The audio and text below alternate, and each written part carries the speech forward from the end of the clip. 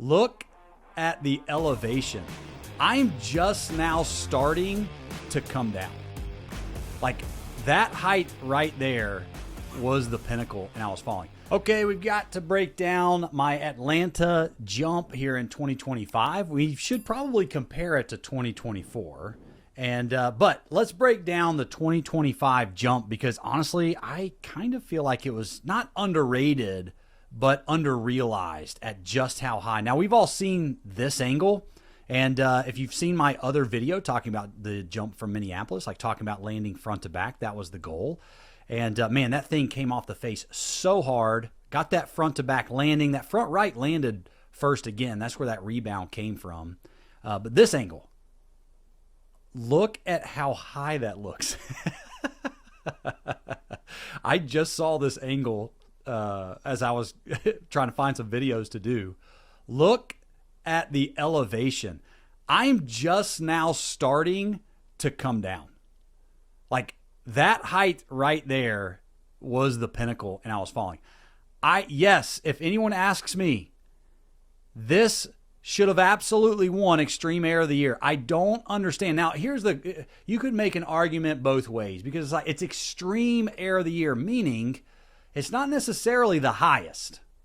And now the last 2 years, it's like the winner, actually the last 3 years have come from Atlanta, from the Atlanta event. So people are like, oh, well, if you got Atlanta, you got a chance to win it. Well, that's true, but that's because that's 40 feet high. That is I didn't even realize until I saw this angle just how high it was. I was not planning on launching it quite the same way as I did in 2024, like I did here, because I did not have a pod to land on.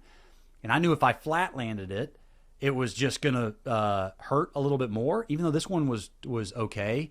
But after I saw Caleb Blood go out there and launch it nose high, I said I will not let her jump higher than me, and I didn't. So I will die on this hill. I've got the photo evidence. We were about a truck length or a truck height higher than her.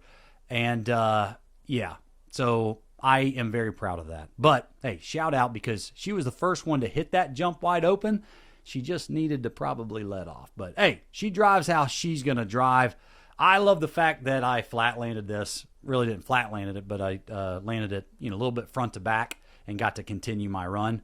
I was amazed that her truck stayed together. That was such a hard hit, that front to back, that it actually dropped the truck back into first gear. And as soon as I realized that, of course, right, you can hear it in the audio. Right there, you can see the smoke and stuff like that. I knew it was in first gear, and I slapped it into second to go ahead and finish it out. My only regret is getting to the other side. My plan was to hit the other one, the other center stack, coming back the other direction. I think Mike Pagliarulo may have hit it. That was my plan to end the run. But after we found a couple things after the run and a couple other things, I'm actually looking back, I'm glad that this was my only big air hit. We compare it to 2024. I got a lot of people that asked me which one was higher. Before I saw that video, I would have said 2024 was higher. And I think maybe still now, it's the camera angle of 2024. When people were like, oh man, Todd LeDuc or Bryce Kenny, which one went higher, the LeDuc Leap? 2024 was the highest Monster Jam truck in the history of the sport. You cannot tell me any other truck compares. They were trying to do a hang time and stuff like that. That's different. That's different than height. Like, well, what comes up must come down. The best thing that Todd LeDuc's LeDuc Leap from World Finals 10 years ago had for it was the camera angle, was that low to capture it.